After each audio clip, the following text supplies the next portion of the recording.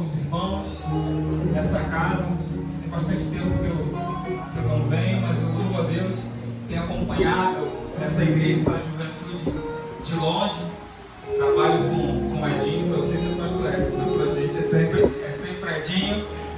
E ele fala do que Deus tem feito nesse lugar, do que as maravilhas que Deus tem liberado sobre essa casa, sobre essa igreja. E eu louvo a Deus por tudo aquilo que Ele tem feito e aquilo que Ele ainda há de fazer. É muito bom ver nesse lugar uma juventude que queima, que clama, que arde pela presença, que não se preocupa, que se desprende quando está na presença. Isso é lindo, isso é maravilhoso. E o meu desejo é que esse sentimento, esse desejo, essa atitude, esse posicionamento, ele seja expandido, ele seja transbordado na vida de hoje. Que você seja um influenciador do reino, que você seja um contagiador de bênção, que essa chama que está queimando, que está ardendo em você, venha alcançar aqueles que ainda estão secos, aqueles que ainda estão frios, aqueles que ainda estão distantes. Eu creio que o Senhor tem preparado essa juventude para fazer maravilhas neste lugar. Não só neste lugar aqui onde está a igreja, mas no lugar onde cada um desses jovens está implantado. Eu tenho certeza que Deus está preparando coisas grandiosas, como na verdade já foi ministrado nesse lugar. Deus está fazendo coisas grandiosas. E meu desejo é que você esteja fluindo nesse mover. Amém? Quero convidar você a abrir a sua Bíblia.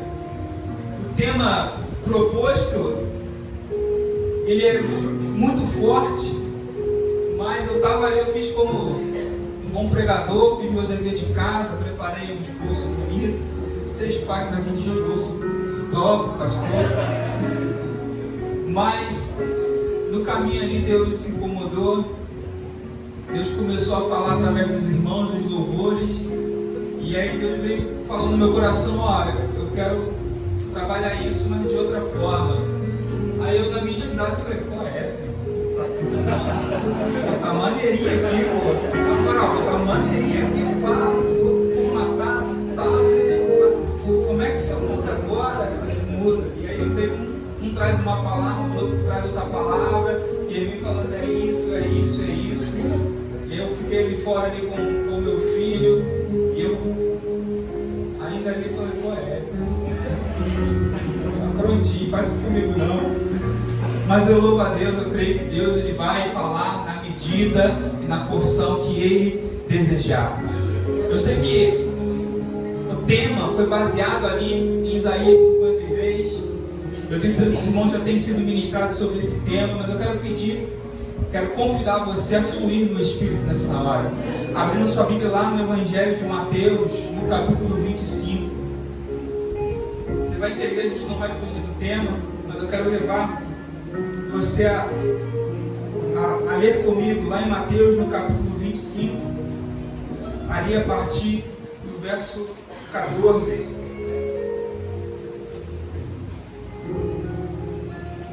A minha versão aqui é a NTLH, você pode acompanhar aí na sua versão, só para trazer um pouco de clareza aqui nessa passagem, muito conhecida, e que ela vai dizer assim: Jesus continuou, versículo 14: o reino do céu será como um homem que ia fazer uma viagem. Ele chamou os seus empregados e os pôs para tomarem conta da sua propriedade. E lhes deu dinheiro de acordo com a capacidade de cada um. Ao primeiro deu 500 moedas de ouro, ao segundo deu 200, ao terceiro deu 100. Então foi viajar. O empregado que tinha recebido 500 moedas saiu logo, fez negócios com o dinheiro e conseguiu outras 500. Do mesmo modo que havia recebido 200 moedas, conseguiu outras 200. Mas o que tinha recebido 100 moedas saiu, fez um buraco na terra e escondeu o dinheiro do patrão.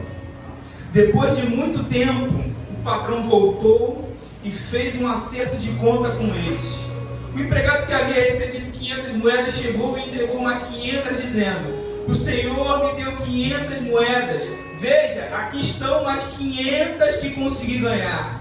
Muito bem, empregado bom e fiel, disse o patrão. Você foi fiel negociando com pouco dinheiro, e por isso vou pôr você para negociar com muito. Venha festejar comigo.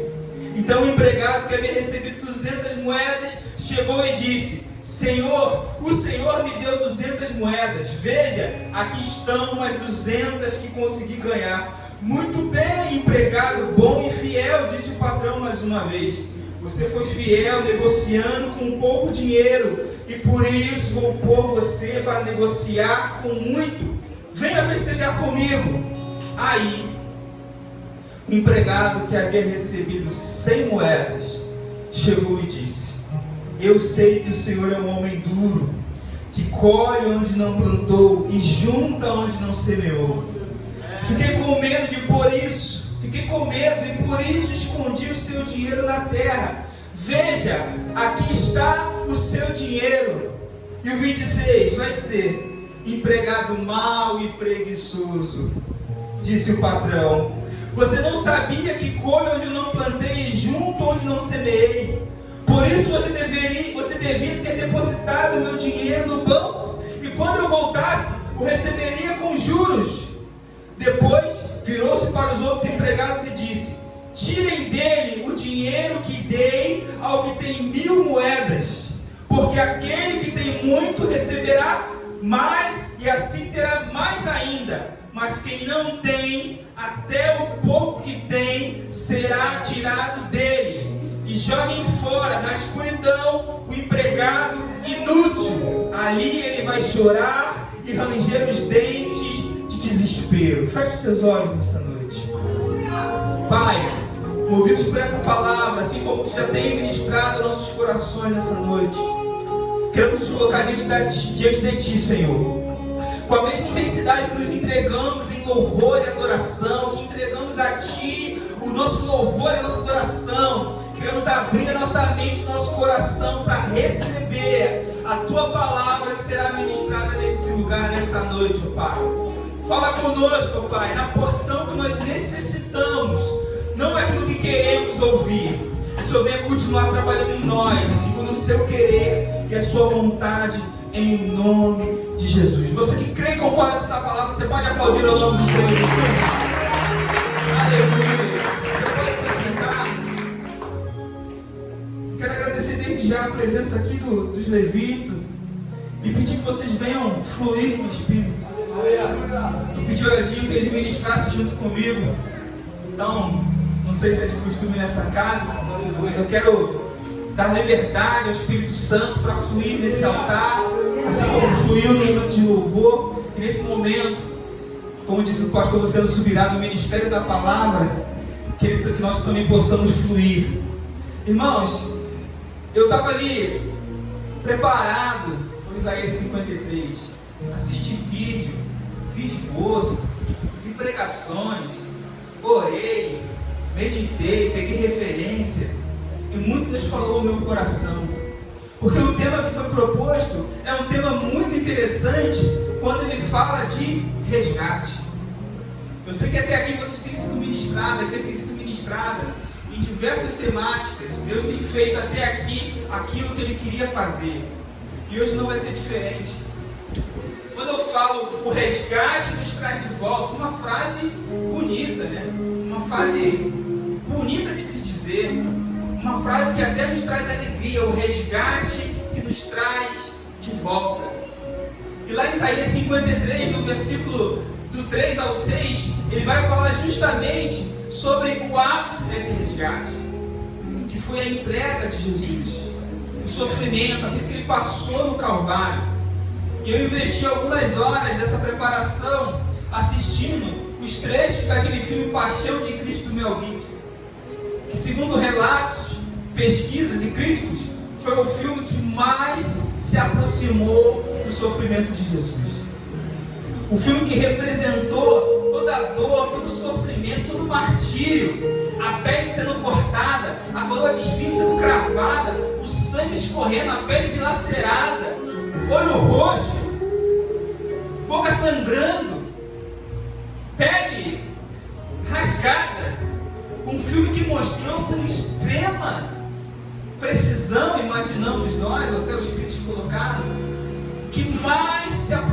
dor, do sofrimento de Jesus.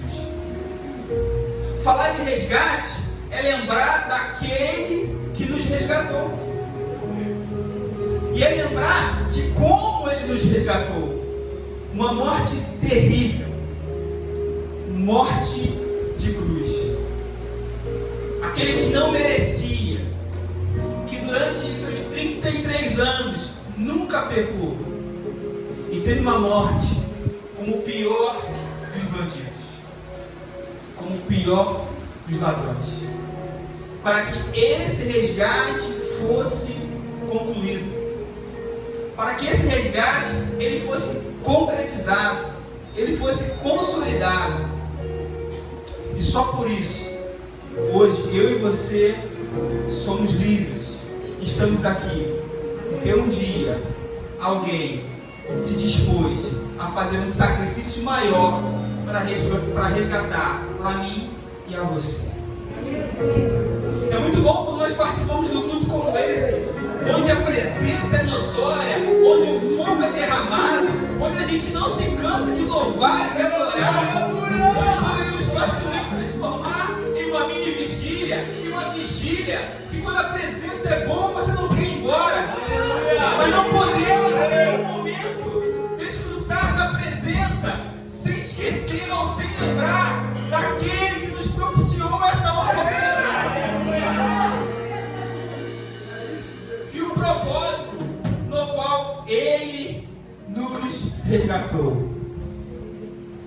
Quando a gente vai buscar ali um pouco no dicionário, a gente vai lá no, como o meu pastor diz, para o Google de Achalá, pesquisar o significado e a aplicação de resgate, ele traz um texto aqui bonito. Vai dizer assim, a palavra resgate, a gente não está falando de Bíblia nessa hora, está falando de dicionário, amém? A palavra resgate vem do latim resgatare, que significa recuperar ou comprar de volta. No início, ela era usada para falar de libertar alguém ou recuperar algo que foi perdido ou tomado. Só dicionário, gente. Geralmente, mediante a um pagamento. Dicionário é crente.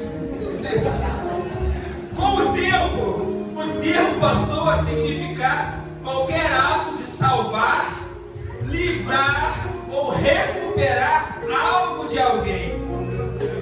Por isso, quando falamos em resgate hoje, estamos falando do ato de trazer de volta aquilo que foi perdido, libertando ou salvando de uma situação ruim, seja por força, por pagamento ou por intervenção. Meu irmão, se esse Aurélio não era crente, eu não sei, mas o que só a palavra resgate quer dizer para nós que um dia alguém pagou o preço, fez uma intervenção e empenhou um esforço para que eu e você fôssemos resgatados e pudéssemos desfrutar da liberdade.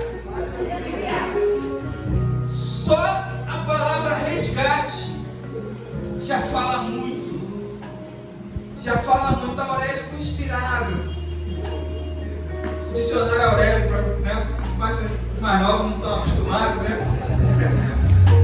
Mas só aqui o dicionário já daria uma pregação. Porque a palavra resgate ela foi muito bem empenhada, muito bem empregada, e o seu significado ela comunica muito com a temática de hoje. O resgate que nos traz de volta.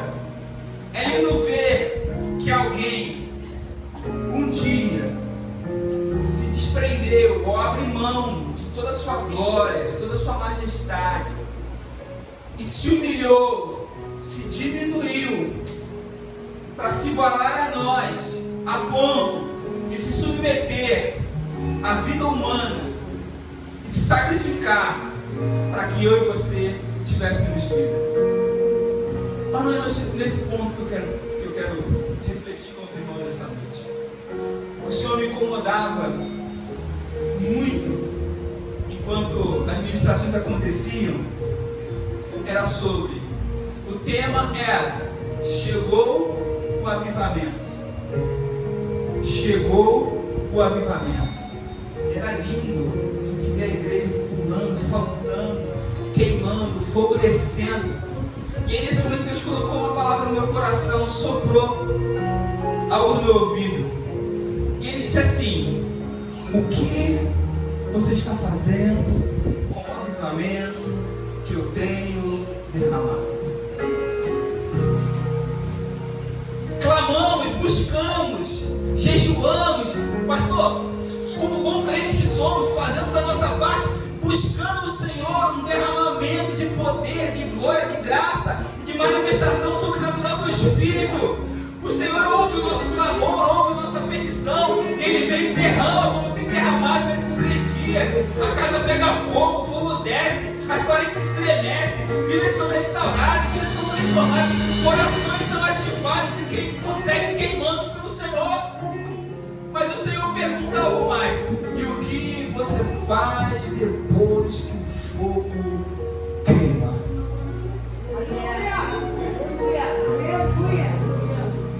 Depois que você tem uma sexta, sábado e domingo de fogo, como é a sua segunda? Porque enquanto estamos aqui reunidos, é muito bom. A gente fala à noite, pastor. Se der oportunidade para o jovem, vamos cantar mais 5 e daqui a gente continua queimando. Porque quando nós estamos aqui, a presença ela se manifesta, o poder é notável, ninguém quer ir embora.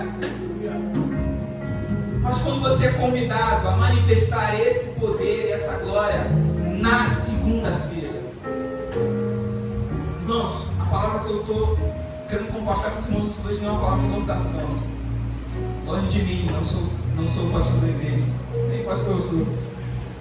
Mas eu creio que o Senhor quer dar para nós uma palavra de despertamento. E nesse momento eu falei: Senhor, tá, se o Senhor quer mudar, o meu estava pronto. O Senhor quer mudar o seu? Então, dá mais. Só isso não dá para desenvolver. E aí me veio à memória episódios de avivamento e o que aconteceu depois. O primeiro mais marcante é em Atos, o dia de Pentecostes, 120 reunidos, clamando, buscando, conversando, orando, interagindo, comunhão. E um belo dia, o poder se manifesta naquele lugar. Foi lindo, línguas repartidas como de fogo, era lava, chuva e cantarela para todo lado. A qualidade agora, não precisa ter falado The King of the Power, the Best. Era poder para tudo quanto é lado. Naquele dia, o fogo caiu de maneira sobrenatural. O movimento era tão grande, tão forte, tão pesado, tão intenso, que pessoas começaram a aglomerar. O que está acontecendo? Mas que movimento é esse?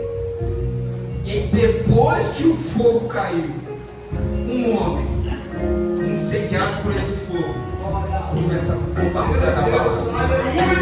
Ele não louvou, ele não cantou, ele não sapateou, ele não ficou, ele começou a compartilhar a palavra.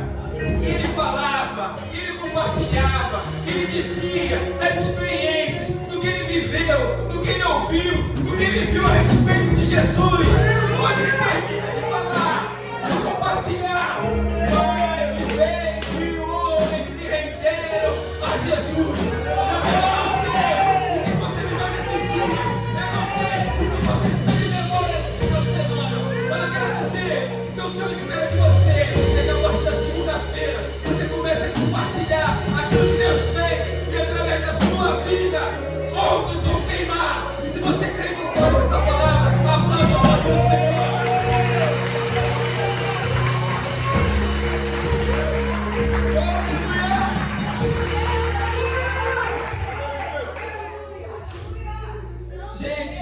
A coisa mais fácil da igreja é queimar na igreja. Hoje eu sou de uma igreja batista, mas durante mais de 20 anos eu fui da Metodista Verdeana, tipo uma assembleia. E eu fui adolescente jovem num tempo em que, com o toque do pandeiro,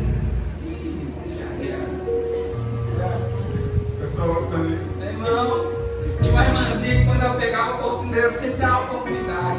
Ela já começava irmão, a igreja incendiava. Porque quando a gente está conectado, quando a gente está unido, quando a gente está no mesmo propósito, unidade de linguagem, na mesma visão, só basta uma centelha, fogo pega. Quando a gente está junto, é fácil. E quando a gente transfere a responsabilidade para você incendiar, quando você sai da sexta, sábado e domingo para segunda-feira e a responsabilidade está nas suas mãos de levar o fogo adiante. E aí? Domingo vai ser uma bênção.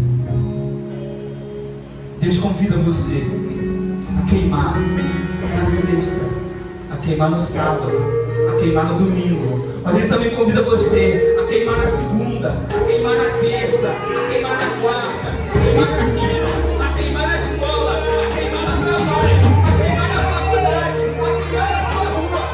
Deus te convida a queimar na sua casa, no meio dos seus parentes, no meio dos seus colegas.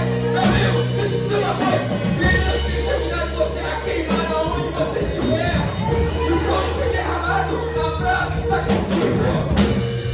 Leve o pastor Carlito Paz, da PIB lá de São José dos Campos, igreja da cidade.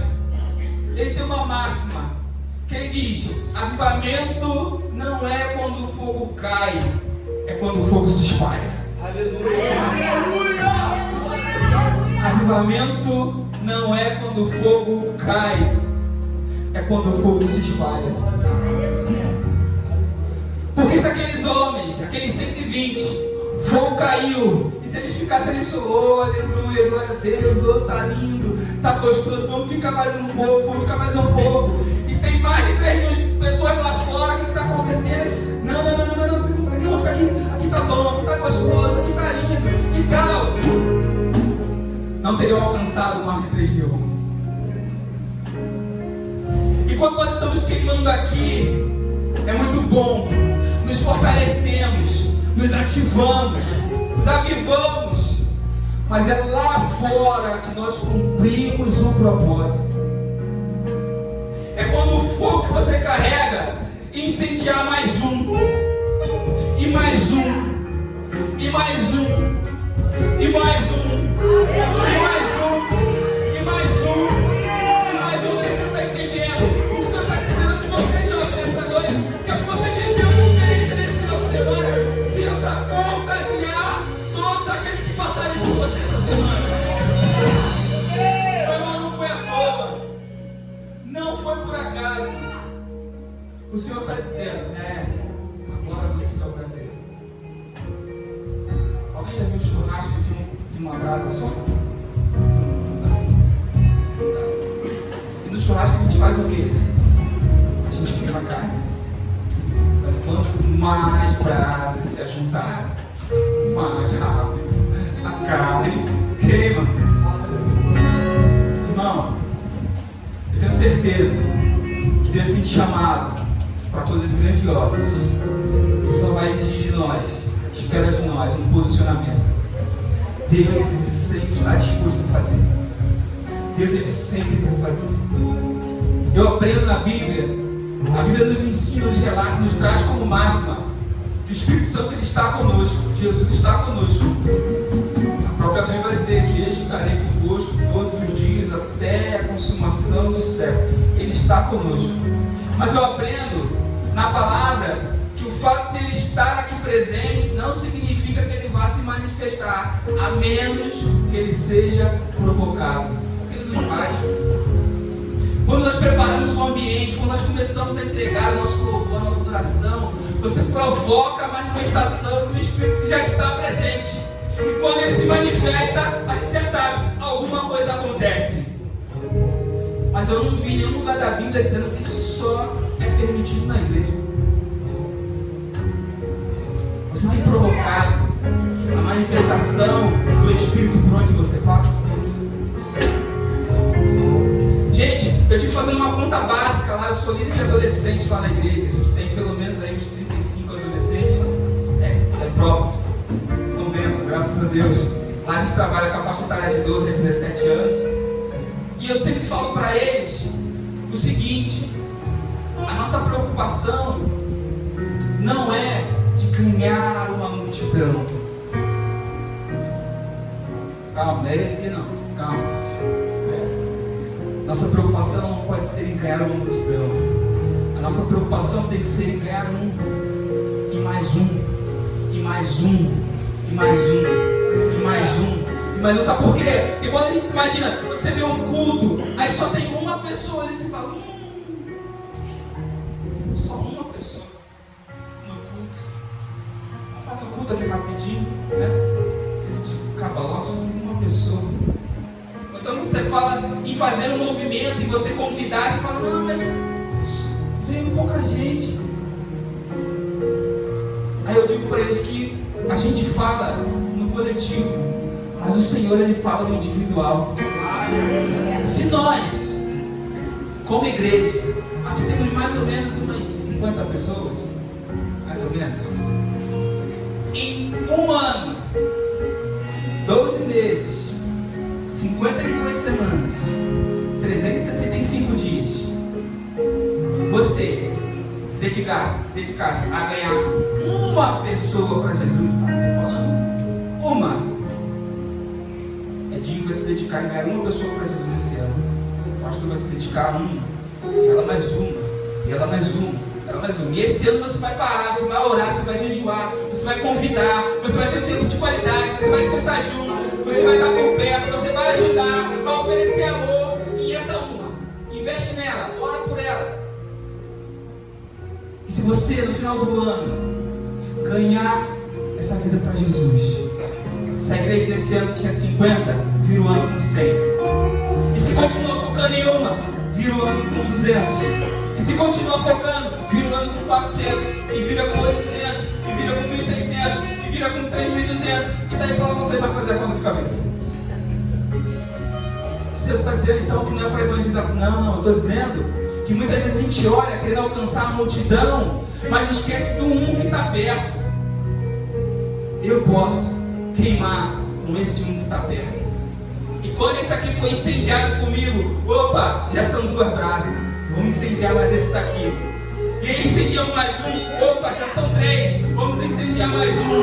E aí opa, são 4, vamos incendiar mais um. Você está entendendo tudo isso que eu vou falar com você nessa noite? Mas o começo, o start, o início é agora. Não foca na multidão, foca em um. E mais um, e mais um. Deus quer agir através de você. Você fala assim, mas eu não tenho nenhum amigo não crente. Acontece às vezes, né? Crente tem a mania de só se relacionar com crente. A gente pega aquela passagem que diz que não, se não se assina na rosa de escarnecedores, fala, não, bora. Todo mundo que não é crente, eu estudo no meu Instagram. Quem não for crente na escola, olhar no centro perto. É assim, vamos sair, só sai crente, né? Vamos ver o filme, só vê o filme crente. Como é que queima na cultura só dando crente? A gente está num movimento de célula na igreja, o pastor tem ensinado muito isso. E ontem tivemos um seminário, o pastor ele chegou, o pastor disse assim, meu Deus, como é que eu vou evangelizar se eu só tenho amigo crente? E ele ficou, como que eu vou evangelizar? Aí Deus deu uma estratégia para ele, já sei, vou entrar na academia. O que menos tem na academia é crente, né? Aí ele falou, vou entrar na academia. Ele falou, entrou na academia o pastor. Aí começou a malhar, fazer exercício. Ele começou a pegar amizade com um, amizade com o outro, e amizade. Quando ele foi ver, ele falou, eu estava cheio de não crente. Toda vez que eu ia para a academia, eu tinha a oportunidade de falar de Jesus com uma pessoa diferente. Estava lá. Tem como dividir o aparelho aí? Eu não malho, não sei se você percebeu, mas parece, mas eu não malho. Você que na academia. Não, você parece, mas eu não malho. Eu sei que na academia tem isso. Que a pessoa que tem um chico assim igual eu, a gente vai na academia tipo 2 vezes, entendeu? Quando vai fazer o exame, quando vai pagar, aí não volta mais. E você está na academia fazendo aquele exercício, mas sempre chega alguém e fala assim, pô, como a gente dividir, revezar? Tu malha, gente?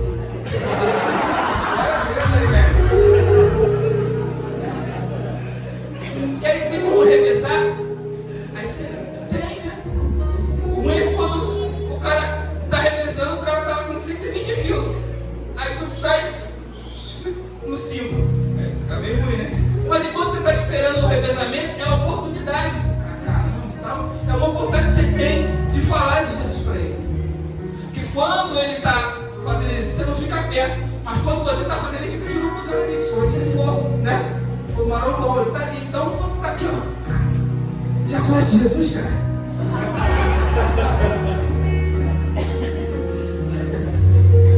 Cria oportunidade para queimar a vida daqueles. Porque queimar não é só falar de Exu e Cantaré. É você evidenciar. O avivamento, ele não aponta só para o derramamento do fogo, ele aponta para a transformação de mentalidade. Quando Pedro é levando as autoridades, depois que foi incendiado, ele começa a falar, os autoridades, o que é isso? Homens iletrados, do jeito de hoje, analfabetos, falando desse jeito, com uma linguagem culta, rebuscada, né, bem empregada. Como isso? Quando o fogo caiu, a mentalidade daqueles homens foram transformados. Antes do fogo, escondido, vamos morrer. Imagina, vamos orar baixinho. Por quê? Porque a multidão só percebeu os 120 depois que o fogo caiu. Eu entendo que antes do fogo estava como?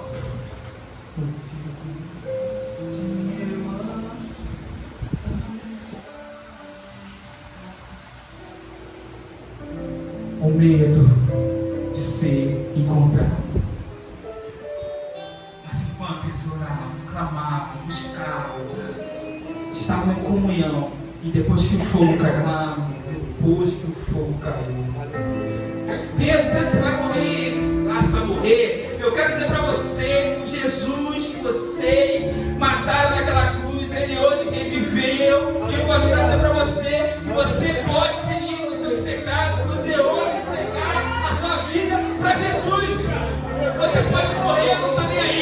Você pode ser crucificado, eu não estou nem aí. Mas você pode ser decapitado, eu não estou nem aí. Mas você pode ser esquartejado, eu não estou nem aí. Depois que o fogo caiu, houve uma mudança de mentalidade. E o que antes era medo se tornou combustível para que o fogo continuasse queimando. Você entende isso? Você entende isso? E quando o fogo cai, quando você recebe esse fogo, não aqui, mas aqui, ele vai mudar aqui. E aí sim, quando você muda aqui, você começa a impactar a vida de outras pessoas. Porque você começa não mais falar de Jesus, mas você começa a evidenciar Jesus. Tem um grande teólogo, eu não lembro agora o nome dele, mas ele tinha aquela frase célebre, muito conhecida, que dizia assim: pregue o Evangelho, se possível, com palavras. Você entende essa frase? Você prega o Evangelho como? Com a sua vida, com as atitudes, no seu dia a dia. Para quando você abrir sua boca para falar, o que você fez, como você agiu, como você é no seu dia a dia, já falou por você. Quem é que já teve experiência de não conhecer a pessoa e do nada você uma bênção? Só para você ver o proceder do irmão, o que ele faz, como que ele trata a família, como que ele trata a esposa, como que ele trata a mãe. Você fala, cara, uma bênção. Assim, trocou um quilo de palavra com o irmão. Porque a atitude, o posicionamento, ele evidencia aquilo que aquela pessoa tem. Se você que saiu daqui cheio, recebeu de Deus, foi cheio do Espírito, foi ativado, foi renovado, foi curado, eu não sei o que aconteceu na sua vida, que a partir de amanhã, segunda-feira, isso seja evidente nas suas palavras, nas suas atitudes, no seu caminhar. Deixa eu te falar, você que foi cheio do Espírito Santo nessa final de semana, a partir de amanhã, as pessoas vão olhando o teu Instagram e falando, vou dizer uma coisa, esse Instagram aqui, tem alguma diferença nesse Instagram aqui, mano? Instagram, viu? Tem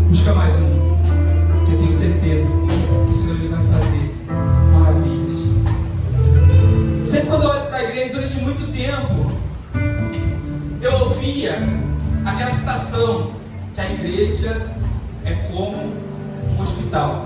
Quem já ouviu essa expressão? A gente já ouviu muito, a gente já pregou. É isso, né? É lindo, onde os enfermos vêm, são curados, eles são tratados. Aleluia, aquele é o hospital. Ele vê os doentes, e ele vem, ele recebe, ele é curado. Há um belo dia, um pastor me ministrando sobre essa palavra, ele falou o seguinte: pois é, mas ninguém que vai para o hospital e sai quer voltar. Mentira, heresia não. É dia você falar e o hospital pressão baixa. É dia do nada, não é dia, eu passo mal. Eu tenho que ir no médico, é dia, é curso, vai pedir a pressão, tá passando mal. Porque você saiu do hospital, você não quer voltar. Viu? Por que não estava no hospital? Aí eu fiquei pensando, a igreja como hospital, o doente vem, é curado, vai embora, mas não quer voltar para o hospital, porque ele foi para o hospital, porque ele estava doente. Aí quando ele ficou bom, ele saiu. Aí eu falei, que entendimento então o que é a igreja? E eu entendi que o mundo é um campo de batalha, sim ou não? Estamos em guerra, irmãos. A batalha é ferrenha. A luta está grande. Agora tem gente tendo bebê de borracha, gente. Pagando 15 mil reais para fazer uma boneca de filho. A guerra está travada. Tem gente achando que é cachorro, que é gato. Tem gente achando que é porco, aí fica rolando no chão, comendo lavagem. O mundo está em guerra. E eu entendi, mas se o mundo está em guerra, o que é a igreja nesse mundo? Ela é o quartel-general para os soldados. Tá, mas e aí? Pensa numa guerra. Soldados que estão na guerra, batalhando, lutando, ganhando território, avançando, conquistando. Quando eles precisam renovar as forças, para onde eles voltam? Para onde eles voltam? Para o quartel. Quando eles se ferem na batalha, para onde eles voltam para ser curados e tratados? Aonde? No quartel. Quando eles estão na batalha e acabam o suprimento, para onde eles voltam para reabastecer os suprimentos? Para o quartel. Então quando eu posiciono a igreja como um quartel general, onde os soldados, aqueles habilitados, capacitados para guerrear, eles se enchem, eles são tratados, são curados, eles são treinados, eles são instruídos, eles são direcionados, porque é do quartel que o general vem e fala: ó, esse pelotão que vai atuar aqui, você vai invadir aqui, você vai trabalhar aqui, você vai dar suporte aqui, e você aqui, agora vai. É do quartel. Eu não preciso nem dizer quem é o nosso general, né? O nosso general é Cristo. Não preciso nem dizer. Quando eu trago esse entendimento de que isso aqui é um quartel, e você é um soldado que foi cheio, preparado, capacitado, foi estudado, sabe? O soldado, quando ele está no quartel, o que ele mais quer é atirar. Aqui já aprendi, eu quero ver batalha. No Brasil a gente veio devagar. Mas em outros países, a galera está no quartel. Vambora! Batalha! Porque no quartel ele foi instruído a tal ponto, recebeu, pegou a missão, está tão cheio que ele falou: eu quero ir para a batalha. Eu não quero mais ficar aqui no quartel. Bora, eu quero ir para a batalha. É o que o Senhor espera de mim e de você nessa noite. Você foi instruído, você foi capacitado, você foi cheio, já foi tratado, já foi curado. Meu irmão, o que Deus espera de você agora é que na segunda-feira você vá para a batalha.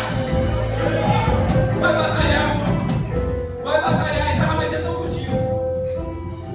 As armas já estão com você. Você precisa batalhar. Mas a gente precisa ter esse entendimento que o que nós recebemos aqui muitas vezes não vai ser usado aqui, vai ser usado lá. Porque se você está aqui e a espera-se que você seja crente. Se você for um pouquinho melhor, aí você é até cristão. Entende isso, né? Mas é lá fora que o mundo precisa ver quem realmente você é em Deus. Quem você é em Deus? Lá fora, nos seus status do WhatsApp, nos seus stories do Instagram, ou no feed do seu TikTok. Quem é você? Você é um soldado identificado? As pessoas veem, aquele ali tá trabalhando. Já falei isso aqui outra oportunidade, eu brinco com o Edinho. A gente vai conversar alguma coisa e ele começa a falar, calma, Edinho, sou crente. Calma, tá mais de 25 anos, fica tranquilo. Ele começa a falar, não, Edinho, calma, ele tá só conversando. Já aceitei, tá bom, já aceitei de novo, tá só. Edinho no campo de batalha é feroz, mano. Ele tá conversando, cara, só tem crente aqui conversando, cara. Vai devagar, mano. É assim que Deus espera de você, que lá fora você seja um crente feroz, evidenciando aquilo que Ele colocou no seu coração, aquilo que Ele te fez queimar. Eu quero caminhar para o final dessa nossa mensagem, partindo desse entendimento que nós estamos no quartel-general. O mundo é uma guerra. Nós estamos sendo trabalhados para isso. Eu quero compartilhar um vídeo com você. Eu quero pedir a sua atenção. Tipo, a galera dá uma baixada na iluminação, o pessoal do louvor dá uma segurada. Eu quero pedir que você olhe para assista esse vídeo com esse prisma que nós estamos compartilhando aqui nessa noite.